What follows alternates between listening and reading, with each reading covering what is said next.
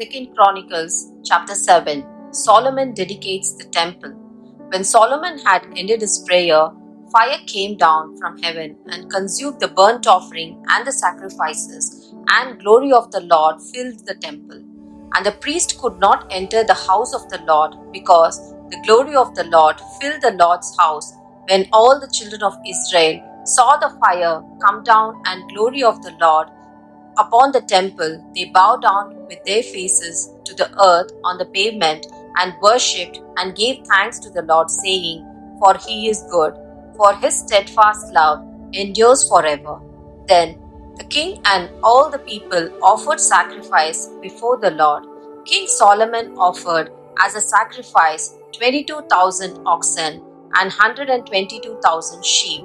So the king and all the people dedicated the house of God. The priests stood at their post, the Levites also, with the instruments for music to the Lord, which King David had made, for giving thanks to the Lord, for his steadfast love endures forever.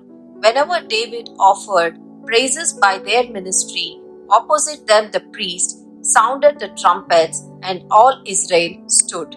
And the Solomon consecrated the middle of the court that was before the house of the Lord. There he offered the burnt offering and the fat of the peace offerings, because the bronze altar Solomon had made could not hold the burnt offering and the cereal offering and the fat.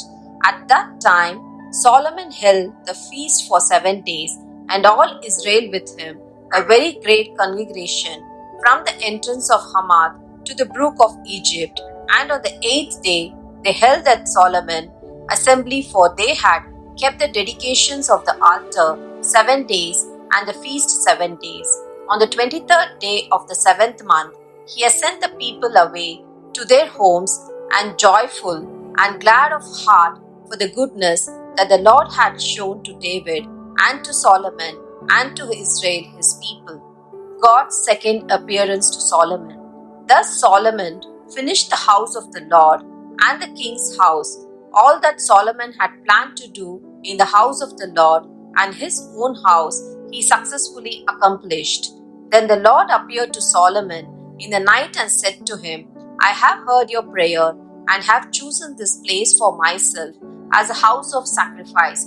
When I shut up the heavens so that there is no rain, or command the locust of the devour the land, or send pestilence among my people, if my people who are called by my name humble themselves and pray and seek my face and turn from their wicked ways, then I will hear from heaven and will forgive their sin and heal their land.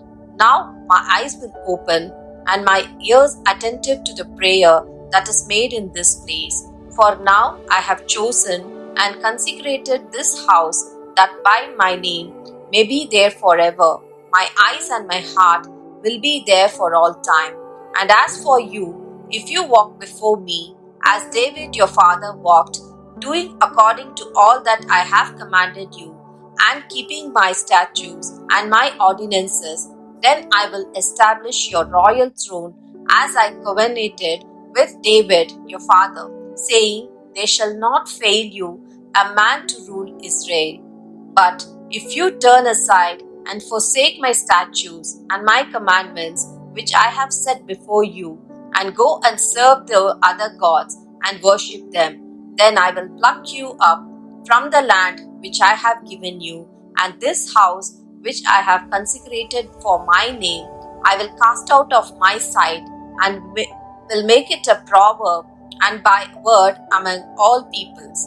And at this house which is exalted, everyone passing by will be astonished and say, Why has the Lord done thus to this land and to this house? Then they will say, Because they forsook the Lord, God of their fathers, who brought them out of the land of Egypt, and laid hold on the other gods, and worshipped them and served them. Therefore he has brought all this evil upon them. 2 Chronicles chapter 8. Various activities of Solomon. At the end of 20 years, in which Solomon had built the house of the Lord and his own house, Solomon rebuilt the cities which was Hiram had given to him, and settle the people of Israel. And Solomon went to Hamath-zobah and took it. He built Tadmor in wilderness and all the store cities which he built in Hamath.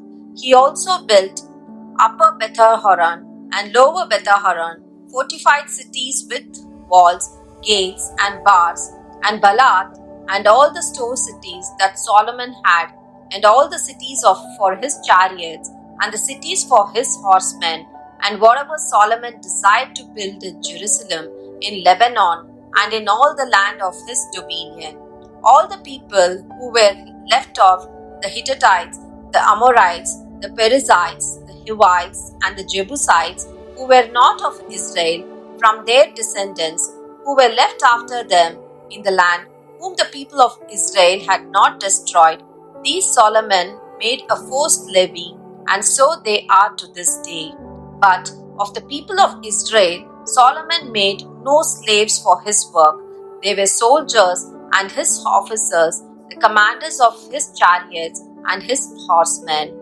And these were the chief officers of King Solomon, 250, who exercised the authority over the people. Solomon brought Pharaoh's daughter from the city of David to the house which he had built for her, for he said, "My wife shall not live in the house of David king of Israel, for the places to which the ark of the Lord has come are holy." Then Solomon offered a burnt offering to the Lord upon the altar of the Lord which he had built before the vestibule, as the duty of each day required, offering according to the commandment of Moses for the Sabbaths, the new moons, and the 3 annual feasts, the feast of unleavened bread, the feast of weeks, and the feast of tabernacles. According to the ordinance of David, his father, he appointed the division of priests for their service, and the Levites for their office of praise and ministry before the priest as the duty of each day required, and the gatekeepers in their divisions for the several gates. For so David, the man of God, had commanded, and they did not turn aside from what the king had commanded, the priests and the Levites, concerning any matter and concerning the treasuries. Thus was accomplished all the work of Solomon from the day the foundation of the house of the Lord was laid until it was finished. So the house of the Lord was completed. The Solomon went to Ezion-geber and Eloth on the shore of the sea in the land of Edom. And Huram sent him by his servant ships and servants familiar with the sea. They went to Ophir together with the servants of Solomon and fetched from there 450 talents of gold and brought it to King Solomon. 2 Chronicles chapter 9. Visit of the Queen of Sheba. Now, when the Queen of Sheba heard the fame of Solomon, she came to Jerusalem to test him with hard questions, having a very great retinue and camels bearing spices, very much gold and precious stones. When she came to Solomon, she told him all that was on her mind, and Solomon answered all her questions, and there was nothing hidden from Solomon which he could not explain to her. And when the Queen of Sheba has seen the wisdom of Solomon, the house that he had built, the food of his table, the seating of his officials, and the attendance of his servants, and their clothing, his cupbearers, and their clothing, and his burnt offerings, which he offered at the house of the Lord, there was no more spirit in her. And she said to the king, "The report was true which I had in my own land of your affairs and your wisdom, but I did not believe the reports until I came and my own eyes had seen it. And behold, half the greatness of your wisdom was not told me.